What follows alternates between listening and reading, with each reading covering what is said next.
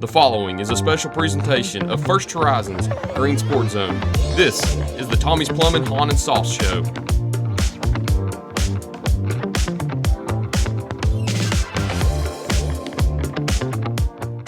Welcome back to First Horizon's Green Sports Zone, and welcome back to this week's edition of the Tommie's Plumbing, Haun, and Sauce Show, where we cover everything on the field with the West Green baseball and softball teams. We'll recap the last three games for the baseball team. No softball action this week without Coach Haun here. So we'll see you right after the break here on First Horizon's Green Sports Zone. The Tommie's Plumbing, Haun, and Sauce Show is brought to you by Gateway Ford Nissan and Tommie's Plumbing.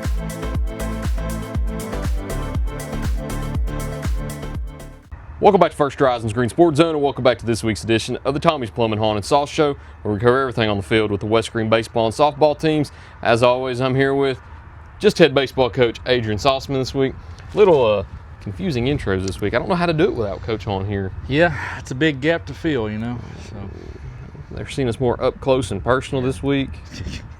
It's not as zoomed out. Yeah. No, not as zoomed out. Well, we don't have 4 or 5 people on set with us this week, so a little bit switching it up this week. Just no chirping from Tuna this week. No chirping from Tuna. Jay may make an appearance though. I did see Jay drive out of his driveway and hook it right in his truck, and that was about between 4:50 and 5. So he'll come back. He may. If he does, I'm sure everybody. People might not hear him this week. We're actually using Tuna's favorite mics this week, so it might cut him out. It might drown his truck or side by side or lawnmower. It don't need to be mowed out here, but he'll probably do it. I don't know what else he could use to create noise and interrupt the show. I'm sure he can find something. He's a very creative person. He is. So I'm sure. Does he have a golf cart? He don't have the golf cart, but there's one here, yeah. Okay, so he may just whip it out. And I think he's got permission to drive it, so. I'm sure he has permission to do a lot of things around the school. I think he just does it. I had this, I don't know if it was question topic with somebody recently. Matter of fact, it was assistant coach Adam Hamer last week after he did this show. And matter of fact, he did a really good job. I don't know if you watched that last week. Yeah, I got to see a few minutes of it. I hadn't got caught up on all the shows yet. He did a really good job. Yeah. But we were in the parking lot talking, and we were questioning who the longest tenured West Green employee is. We totally forgot about Jay. I think Jay is one. Yeah, no, Jay's only been here since he came over here like my 07, 08, something like that. Okay, so not as long. No, he hadn't been here forever. So is it Coach Bowles? Bowles and Lawson or McLaughlin, what we used to know her as. They come about the same time, I think. Okay. Leanne Shelton's still here. Okay. Lynn Bowers, yeah. Bowers came after them. I think you're sort of closer. I'm Corey I'm Allen, more on the top Hunter end, Paris. Yeah. Paris was here when I was a student here. So I think him and Bowers came in at the same time. I would say Bowles and Renee and Leanne Shelton. Those are the three. That's probably the three. And right below them is probably Lynn Bowers. Well, Greenlee's right below that. And then Bowers. Mark Greenlee, well, actually, I think Greenlee, Bowers, and Paris might have all come in at the same time. I think I've heard that before. We'll have to go back and look at that. Yeah. Just interesting. Yeah, I'm getting up there, though. Yeah, you're top 10. Thanks.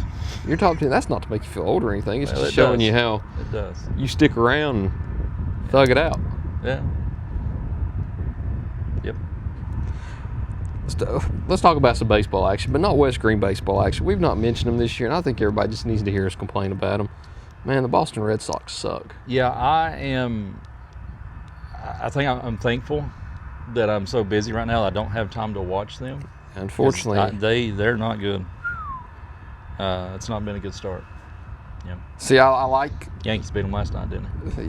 Yeah, that's what I was digging into next. Is I like spring sports season because a lot of times the games start at 5:30.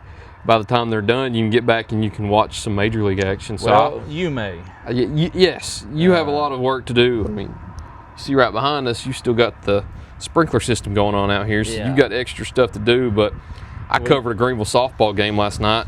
It ended 2-0, so I got home 7:30, right about the time for first pitch. Yeah, that's nice. It was nice until it wasn't, and here we are, and Boston's still not scored a run on the Yankees yet. So Yeah. If we've got a 5:30 start here, we're probably a 2-hour game, and I'd say you're not home till 10. well, you start JV at about 8:15. That's an hour and 15 minutes, and by the time you get packed up and get everything out of here, yeah, you're lucky to be home at 10. Yeah, for a home game. For a home game, yeah. Away game, it's considerably later. And then Johnson County is a topic of its own. Everybody loves to go there. So.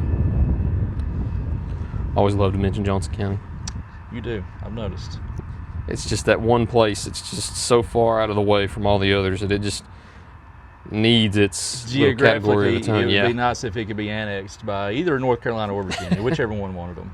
They could split it. People have had that conversation. I actually had that conversation recently also. Yeah, it's just so far out of the way from everything. It's an anomaly. You got to feel bad for them because it's like, yeah, obviously. Like for us, we go up there once a year or tournament, whatever, and you may go twice.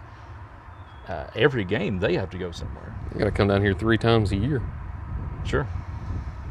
South Green, West Green, Chucky Doke. So you got to. And then if you have a district tournament or something that's held down here also, like last year. Yeah, they come down here 2 or 3 days in a row. So. No, they didn't. Anyway, looking forward in the Buffaloes baseball action. You had the Buddy Hawk Classic this past week, and before we talk about the actual games, I didn't get to ask you about the Buddy Hawk Classic last week, but I'll ask you about the recap of it and how good it always is to host the Buddy Hawk Classic. It's a tournament that's, I'd say, fairly new within Greene County, and it's awesome that all 5 schools get to host and welcome in teams from different areas and different states. So how good is it to always compete and host in the Buddy Hawk every year? It's cool. It's I think this was year 5 or might have been year 6 of it. We've been doing it for a little while, and the first couple of years it was kind of rocky. They waited too long to get on the scheduling, and as a result of that, you didn't have much interest in it. Didn't have many teams participating, but they've done a much better job with it the last 3 to 4 years, and really expanded it. And I think there was 16. I may be wrong. Out-of-state teams. Is that what you're talking about? No, just total teams. How many total were in it? I couldn't tell you. For some reason, 16 is coming to mind, and I don't know if that's... I think that was down from last year. I think last year was like 24, 22, something like that. But it's cool to get a bunch of teams down, and it's the same weekend as the Tiny Day too. Mm-hmm. So it's good for locally, our businesses and things of that nature. But it's cool to get all those teams down here and show off Greene County baseball, and it's cool that we get to host it too. They got a bunch of softball fields in town, but there's not really any baseball fields. Mm-hmm. I mean, you could play at Legion, but they use that for the Tiny Day. So so it's cool that we get to do that, and we get to make concessions off of it, and pretty good payday off of that. We get a T-shirt. I always snag 1 or 2 of them. So those are my practice shirts usually. I know sometimes you wear them on random shows throughout the year. Yeah. Not Jay. I thought that was going to be Jay walking. No, it's not Jay. Driving by. Speaking of the actual games themselves, you welcome in Knox Central out of Kentucky and Daniel Boone to the Buddy for your pair of games on Friday night. So didn't go the way you wanted to. 12-3 loss to Knox Central, and then a 12-1 loss to Daniel Boone. But how much experience did you gain out of those pair of games? Would have been nice to play that Indiana team. North Greene and South Greene got a dose of them. No, we got Daniel Boone and Knox Central. So, and we played Knox Central a couple years ago down here. 2 years ago when we played them, we gave up, I was thinking 6 runs in the first inning, had like 3 errors, and then we lost 7-2. So the rest of the game, pretty even. And then the guy, when he come back down here, is the same guy coaching. I was talking to him a little bit and asked him how they were. He said, we're quite a bit better than we were a couple years ago. I was like, ugh, that's not what I wanted to hear. So, they were. They had 5 freshmen in the starting lineup, but looking at them, you wouldn't know that.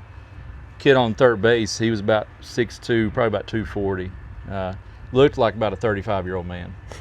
I mean, he really did. He hit a couple bombs off of us. But even though they're young, they play very mature. I'm sure they played a lot of travel ball and whatnot, but they're a good team, good program. I think we saw like their number 3 arm. He's pretty darn good. Willett hit well on that one. Willett, in the last 6 games, he well over 500 is what he's hitting. Home run, couple doubles, got a triple in there. He's had a big week. It's good to see him finally hitting like he's capable of hitting. And I still don't. He's barreled up about 1 or 2 balls all year, and he's just absolutely crushed some of them. Crushed one in the game you're about to talk about too. He did, and on that one we went back and looked. He kind of caught it off the end of the bat.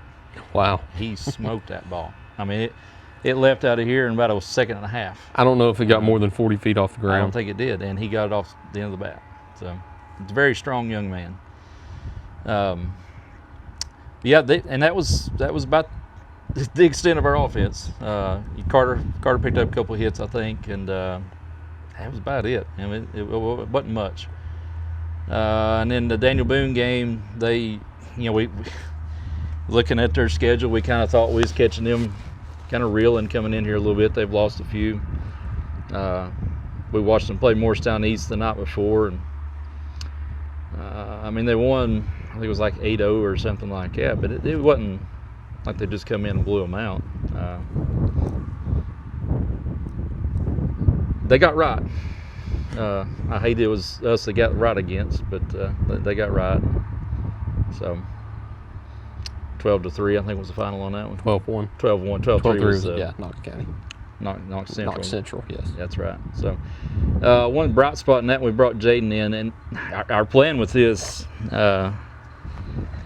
looking back, probably a stupid plan on my part, but that's not the first time, probably won't be the last time that happens.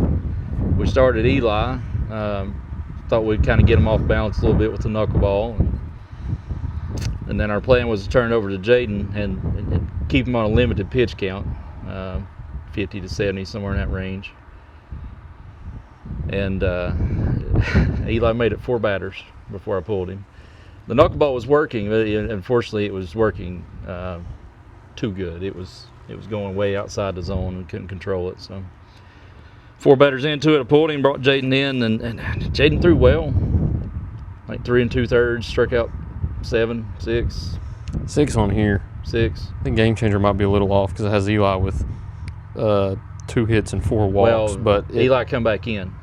Okay, so it's taking both stats. Okay. Eli's probably the only pitcher that I can think of that got pulled from the mound twice in one game. Okay. Because I brought him back in later and pulled him again. Okay. I was confused because it says as his total line. So it's combining it from both. Okay. Yeah. Because I was here for that first inning, so okay. Anyway, back to it. Yeah. And their guy that threw, I think he was their number 2 or their number 3 as well. And if that boy, if he's their number 3, my gosh, how good is their 1 and 2?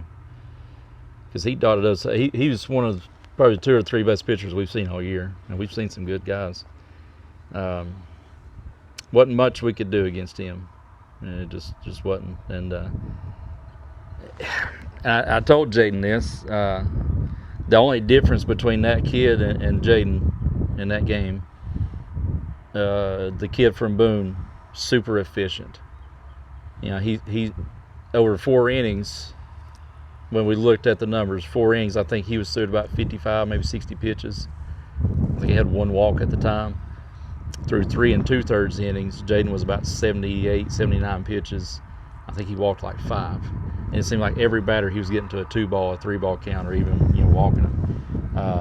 Stuff-wise, Jaden's stuff might have been better, but he's just not throwing strikes. Every batter he's run up a pitch count and gets him out of the game quicker. It helps the opponent out. If he can get that figured out and cut the walk rate down, he can be a beast, man. I mean, he already is, but how much better can he be if he cuts that stuff down? So then after that, I think we threw about 9 pitchers on the night altogether. Pigeon Forge? No, in those 2 games. In those 2 games.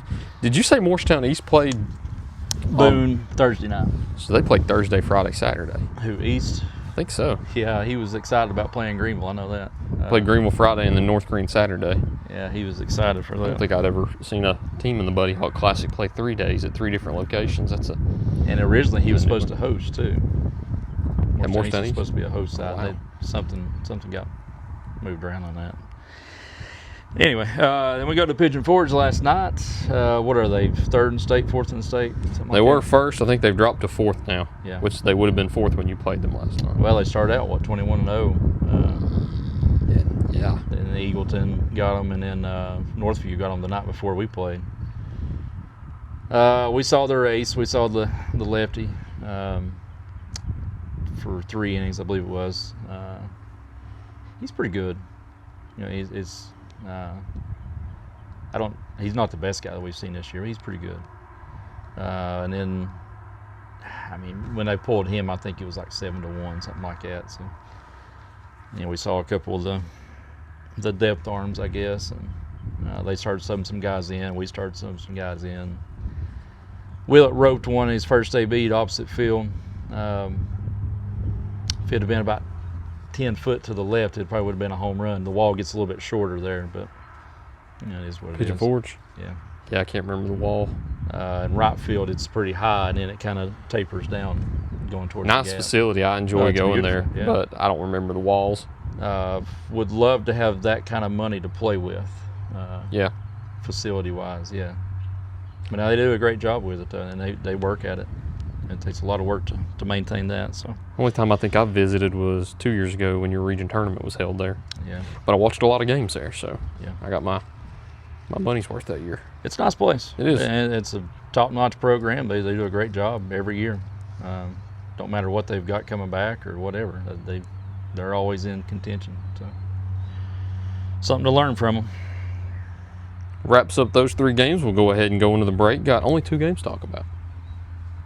GP and Cumberland Gap. So winding down the regular season. We'll talk about senior night. We'll talk about both those games. But first, as always, we need a word in from our sponsors first. So we'll be right back after these messages. Here on First Horizons Green Sports Zone. For over 30 years, Tommie's Plumbing has proudly served the Tri-Cities with a personal touch because we're not just plumbers, we're family. From simple faucet repairs to full plumbing repiping, we have the experience and expertise to get the job done right. We also specialize in water heater and tankless water heater installations, helping you find the perfect solution for your home. Our technicians stand behind their work and always leave your space clean and spotless. Looking for a plumber who's fast, professional, and reliable? Call Tommie's Plumbing and let our family take care of yours. At many dealerships, you get what you'd expect. Games, gimmicks, and shady sales tactics. At Gateway Nissan in Greenville, expect the unexpected. Low prices, convenient service, and a great buying experience. Get our Gateway exclusive lifetime powertrain warranty. No worries for life. You deserve the unexpected. It's the #1 reason you gotta get to Gateway. Shop online at GatewayNissanGreenville.com. Or take the super short drive down Highway 11E to Gateway Nissan in Greenville. Welcome back to First Horizons Green Sports Zone, and welcome back to this week's edition of the Tommie's Plumbing, Haun, and Sauce Show without Haun, where we cover everything on the field with the West Green Buffaloes baseball and softball teams. Joined here this week with just head baseball coach Adrian Sauceman. We need Haun back. Unfortunately, I didn't mention this in the first half. This will be a 2-part episode. This one will go up tonight like normal, and we'll do one with Haun next week, but I don't know how to do these intros without you and Haun, because it's the Haun and Sauce Show, but one of the 2 parties isn't here. Yeah, and there's usually a little bit of back and forth. And I don't have my intro planned out in my head like it is every other show, so I don't know. I don't know how to help you with that. I don't know. Sometimes you got to just roll with the punches. Hey, you got 2 games left, though. You've got Gatlinburg-Pittman on Thursday night, Cumberland Gap on Monday night, both here at home. Cumberland Gap being senior night, but first you've got GP walking in here tomorrow. So what do you expect when GP lands down here in Greene County? We're actually doing senior night tomorrow. Correct, yes. We just talked about that. Yeah, against GP, because it looked like potentially there could be some rain Monday, and don't want to take a chance of having senior night get canceled. So that's what I did that my first year. I just made senior night the last home game because that's just what I thought you would do, and it got rained out, and we never got to have it.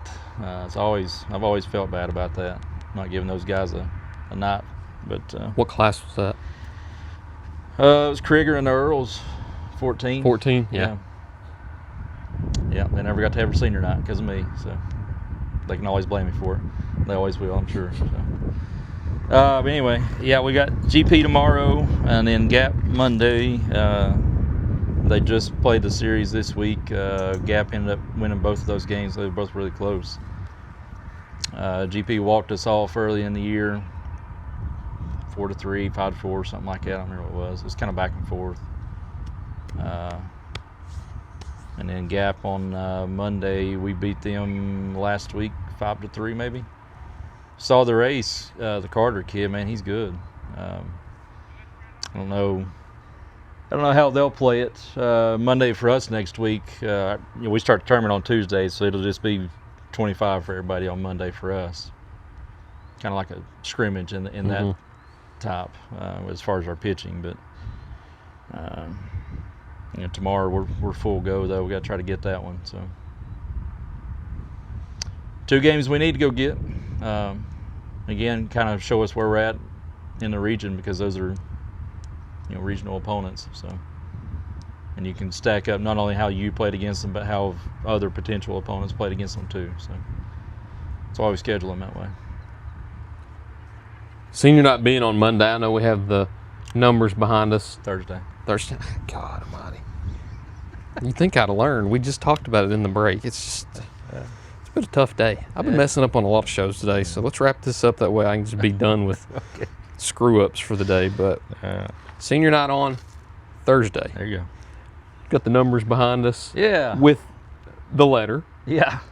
Those 5 made a big impact on this program and everything that they've done in the program for the past few years. What have they all meant to the program here at West Green? They didn't know I was doing them today. I usually did on the day of the game. When it came around, Mason was the first one to come out here. I said, Tuna, what do you think that M stands for out there? He said, me? I said, me? What, like me? Is that what you're talking about? And we just went back and forth for a while. Yeah, I guess we'll just start down. And they're not in numerical order. It goes 110, M, 412. But the reason being, 4 and 12 is the Hunter boys and their brothers. Okay. I thought that'd be kind of goofy to split up the brothers. And what would the family do on that? Like bounce back and forth. Right, because they stand in front of so them. I just put them together, put Tuna in the middle. I figured that settled it out. So I guess we can start with 1 down there on the end. Old Carp. News about Carp today, I was told. What news do you have? Has the news been released? I mean, to my knowledge, no. Shall we release it or wait until they do? Let's wait until they do. Sure. Let's allow them to do it first. But. Sure. Carp. All right. So I don't know if you knew this or not. He's my wife's second cousin, I guess, probably something like that. So I've known him since little thing, right? Him and his sister, Madison. She's over at Bryan right now, college. Yeah, playing ball. Granny Gloves, that's what I call her. Granny Gloves. Long story. Anyway, so Carp, known him for a long time. Real big talkative guy. You know, have you ever been around Carp? You know, I'll be honest. I'm not around the program as much because, you know, I walk in about the last 5 minutes of practice when you're breaking it down and everything. Yeah. Some of the players talk to me and everything. I don't know if I've ever heard him speak. Yeah, that's probably right. He don't say nothing. I don't know if I know what his voice sounds like. Well, most people don't. He's very quiet though. He don't say a whole lot. I love that kid though, man. He's a good one. He's meant a lot to us. A lot of different ways. He's played second base, short. I think he probably played some third early on, especially in some JV games. Catcher? He's played all 3 outfield spots. I don't think he's ever played catcher. Okay. So he's played everything except for first, and I saw him over taking BP today. I saw him playing a little bit of first, so you can't count that as a game action, I guess. But he's played 7 positions at some point or another. Offensively, hasn't always been a huge weapon for us. OBP is usually kind of where his thing, finding a way to get on. But man, defensively, he's been a weapon for us the last couple of years. Pitching can be kind of up and down at times, and a lot of it just kind of depends on the health of the arm. But when he's right, he's as good as what we got. And but he's meant a lot to us, and he's just kind of a steady figure every day. Like you kind of know mentally that you're going to get your best out of him. He's not going to say a whole lot. He's not going to be, a big rah-rah leader and all that stuff. He's not going to chew anybody out, but he's going to give you all he's got every day. I think there's been one time, I think it was back in the early part of the spring there. I think we had a little inter squad. He popped one up and kind of jogged it out a little bit, and I got on him pretty good. I said, I ain't never seen that out of you. I want to see it again. I haven't. That's all it took was that one time, I guess. So, of course, his stepdad's one of our coaches too. He'd bring his hind end out too. So Only other Seattle Seahawks fan that I know. okay. I didn't know that until one of your games earlier this year. I wasn't aware of that. So then we got. We just go with the list down there. I guess number 10, John and Bath. Man, I don't know that any player around here has meant any more to their program than he has to us the last 4 years. He come in from day one and was our starting catcher. His freshman year, I think he maybe played about 15 games first half of the season. Then he broke his hand, and we were a totally different team after that. And fortunately, he's been healthy ever since, and hopefully that stays that way. But he's like having another coach on the field. He knows the game so well. I turned over pitch calling duties to him as a sophomore, and he's the only one I've ever done that with, in varsity, and he does a great job with it. Hitting wise, he was on a tear early in the year. He was hitting over 500. He kind of cooled off a little bit now, but it's in there. It's baseball sometimes, So, but smart kid, super intelligent kid. He's going to Oklahoma State, not to play baseball. He did talk about trying to be like a bullpen catcher, or try to walk on, or something of that nature, to continue to play in some manner. But he wants to go to vet school, and Oklahoma State's got a good program. He's excited to go out there. I'm happy for him. So. Hunter boys, number 4, number 12, Christian 4, Brandon 12. They come here their sophomore year, so we didn't get them their freshman year. So they've been here for 3 years. Christian's actually 1 year older, but they're in the same class. Sure. They're not twins. People think they're twins because they're the same class, but Christian's actually a little bit older. Christian's played outfield for us the last 2 years. He's been in right pretty much the whole time. Last year he got DH for a lot. This year he's hit most of the time. Pretty steady presence out in right. There's been two, maybe 3 games that struggled defensively, but 2 or 3 games out of 2 years, pretty good clip. We'll take that. So he's another one that you're going to get your best out of him all the time. There's the same with Brandon too. It's I think it's probably what's been instilled with him growing up as well. Just hard work all the time. Being lazy is not allowed. So love those guys for that. And last but not least, well, Brandon, he's pitched for us too. I'll tell you about Brandon. I thought you were going into. He's pitched third, short. He played outfield early on. So again, with him, the only thing he hadn't done is catch and play first. Wow. He's played everywhere too. Super utility. Has been. Both those have helped us out in a lot of different ways too. And Brandon's hit the ball really well this year too. He come on last year, sophomore year, kind of struggled a little bit hitting. Hit pretty well last year. He's hit really good this year. So, last but not least, Big Tuna. He's been with us. I really don't remember if his freshman year, if he came out. I think it was his sophomore. I don't remember him his freshman year. I remember him, but I think it might have been. I don't know if I remember him come out his here. sophomore year. Yeah, I think it might be 3 years that he's done it out here. I think he's been with football 3 years also. Yeah, I don't think he did it his first year, but man, it's I don't remember what it's like without him. Almost don't know what the show's like without him now. Well, sure. He's been on it for a while. He's one of them. He never has a bad day, you know. And I wish, I wish I could be more like that, you know. I will say, he's been a lot to me and my family. So appreciate him for everything he's done with us. to break the ice, I will say Tuna is quite literally by far and away the most honest person that I know. Yeah, He is the most honest person that I know. And I got to have the utmost respect for him for that. If If he has an opinion, he shares it. yeah, we've had to work with him a little bit on that, and you know, with him being on the show, so We're much PR too, training him. We're working on it. Yeah, we've got to talk to him a little bit beforehand and tell him what he can and can't say, I guess. But yeah, if you want an answer to a question, if you want an opinion on somebody's play or anything, ask him. He's not gonna hold anything back. No, he will not. Haun's got some pretty good stories on that too, I think. So He cracked a good one on Haun earlier last week too. he's good for a few of those. He said, "Haun, how many times is your chair going to squeak this week?" So he's always, you could always count on Tuna to be there to joke around and rib you. Or when we're home, if it's a road game, we usually don't have time to do it, just